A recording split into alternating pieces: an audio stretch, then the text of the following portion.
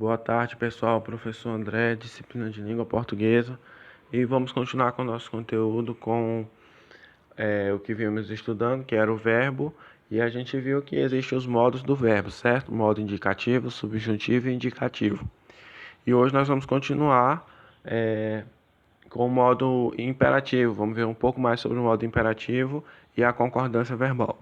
Então, na página 71, vamos fazer a leitura desse texto e vamos ver o que o livro nos diz. Na unidade anterior, você aprendeu que os verbos se flexionam também para exprimir as atitudes dos falantes, como pedido, ordem, certeza, possibilidade, em relação ao que está sendo expresso, e que essas variações damos o nome de modo verbal. Leia o quadrinho a seguir e observe a forma verbal mexa presente no balão da fala, e ela está sendo empregada para dar uma ordem, fazer um pedido, apresentar uma sugestão, dúvida, possibilidade ou certeza?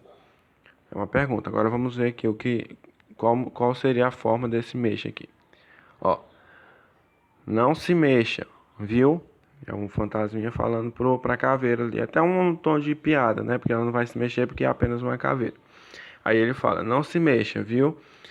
Porque ele vai fazer uma pintura sobre ele. Agora a gente vai ver se mexa, se é uma ordem, se é uma possibilidade, se é uma dúvida.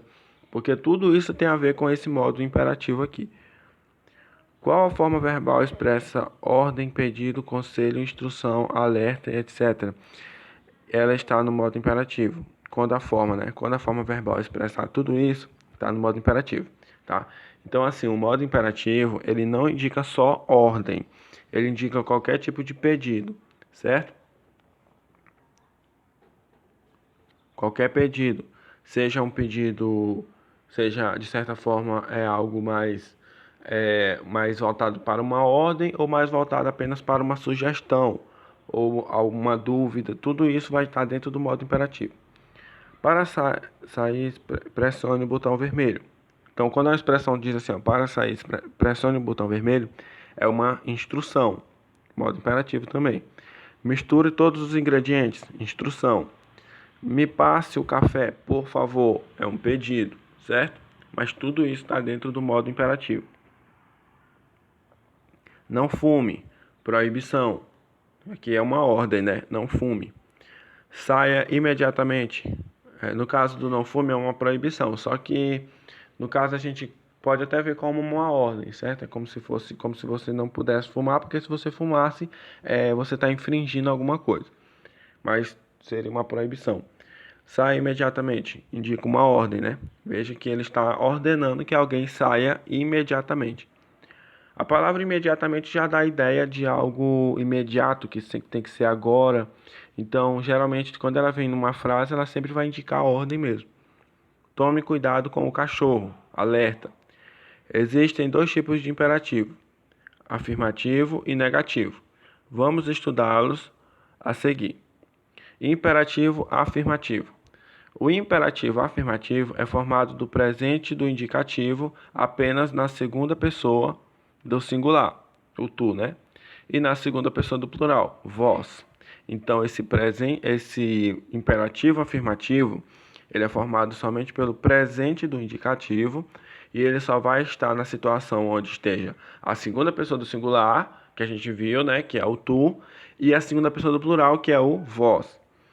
Eliminando-se o S final, que a flexão verbal de cada um dessas pessoas apresenta, nas demais pessoas, é formado do presente do subjuntivo, sem alterações.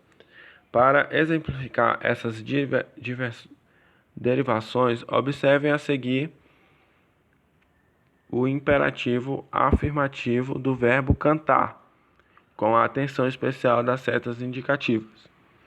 Eu canto, tu cantas, ele canta, nós cantamos, vós cantais, eles cantam. Agora, isso aqui é o presente do indicativo. Agora, imperativo afirmativo. Tu canta, ele canta, nós cantemos, vós cantai, eles cantam. Eles cantem. Certo? Ele está indicando uma ordem, né? Presente do subjuntivo. que eu cante, que tu cantes, que ele cante, que nós cantemos, que vós canteis, que eles cantem. Lembrando, pessoal, que o subjuntivo, ele geralmente ele vai indicar uma dúvida, certo? Então, por exemplo, aqui, esse que eu cante seria algo tipo mais voltado para o si, certo? Que eu cante está indicando uma dúvida, de certa forma, né? Uma dependência, ok? E aqui no imperativo afirmativo não, você já tem uma certa ordem, certo? Cante, por exemplo, eles cantem, tá? Eles cantem, vocês cantem. Tudo isso, de certa forma, está indicando uma ordem. É importante. O imperativo não tem a primeira pessoa do singular, pois não faz sentido o falante dar uma ordem, fazer um pedido a si mesmo. Por isso que nós não temos aqui a primeira pessoa do singular. Veja que não tem o eu, começa do tu. Por quê? Porque o imperativo afirmativo, ele vai indicar uma ordem. E não faz sentido você indicar uma ordem para você mesmo, certo? A ordem ela sempre é dada para uma outra pessoa, ok? Então você não vai dizer eu e vai dar uma ordem. Não, isso não existe, tá bom? Os pronomes do caso reto, ela e ele ou ela, ou eles ou elas, devem ser substituídos por vocês, porque o modo imperativo somente se aplica ao ouvinte, nunca à pessoa a respeito de quem se fala, certo? Então não vai ter aí o eles ou elas, e sim o vocês. Agora vamos ver o imperativo negativo. Basicamente a mesma coisa, mas você tem o acréscimo do não, né? Claro, você vai negar alguma coisa. As formas do imperativo negativo são exatamente iguais às do presente do subjuntivo. Atenção, acrescenta-se um não antes de cada flexão verbal. Então é a mesma coisa, ó, que eu cante, que tu cantes, que ele cante, que nós cantemos, que vós canteis, que eles cantem. Porém, você vai acrescentar aqui também no imperativo negativo o não. Não cantes, não cante, não cantemos, não canteis, não cantem. Veja que o imperativo ele está indicando novamente uma ordem. É como se sua mãe, o seu pai, seu tio, né, seu avô, sua avó chegasse para você e falasse: não cantes, certo? Ele vai dizer para você não cantar. Veja que está indicando uma ordem. E novamente você não tem a presença da primeira pessoa. Por quê? Do singular. Por quê? Porque não indique e não indica uma ordem, certo? Você não pode indicar uma ordem para você mesmo, certo? Então começa da segunda pessoa do singular. Tu, ele, ela, né? Nós, vós, eles ou elas. Então não cantes, não cante. Veja que tudo isso tem esse tom de ordem, enquanto no presente do subjuntivo já indica mais ou menos uma dúvida. Agora a concordância verbal. Eu cheguei a falar para vocês, né? Acredito que em sala, eu acredito que em um vídeo, mas eu vou estar enviando um vídeo sobre concordância verbal para vocês, tá? Para vocês verem um pouco mais sobre o que é a concordância verbal. Pessoal, basicamente a concordância verbal é o seu verbo se flexionando para concordar com o seu sujeito. Essa concordância ela vai ocorrer no feminino e masculino, quer dizer, por exemplo, o verbo na questão do feminino e masculino, ele não vai ter tanta essa flexão não.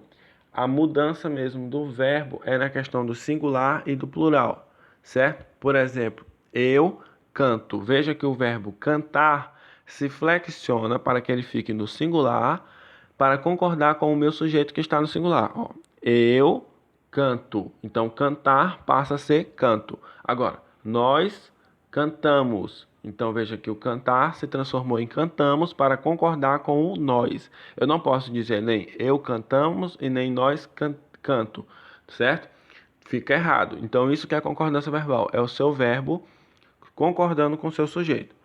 Pessoal, e agora que vocês já viram sobre isso, eu vou estar enviando novamente o vídeo do verbo para vocês revisarem, certo? Aí vocês vão assistir esse vídeo de hoje e eu vou estar deixando aí a atividade da página 73, certo? Para vocês darem uma complementada no conteúdo e vou estar deixando aí essa atividade para vocês, certo? 73.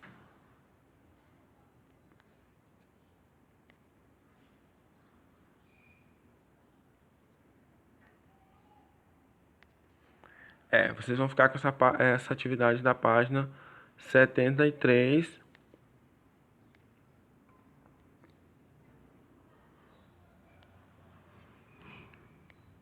E eu vou ver aqui, certo, concordância verbal, página 73, foi o que eu acabei de explicar. E eu vou estar enviando o vídeo da concordância verbal, que eu já tenho pronto, que explica esse conteúdo da página 74 e explica também esse conteúdo da página 75. Ok? Então só vai ficar a mesma atividade da página 73 e eu vou enviar um vídeo sobre concordância verbal que explica esse conteúdo todinho para vocês. E vocês vão assistir o conteúdo de hoje também. E eu vou estar enviando o vídeo do verbo que eu já enviei para vocês estar dando uma revisada, tá? Então boa sorte a todos e até a próxima aula.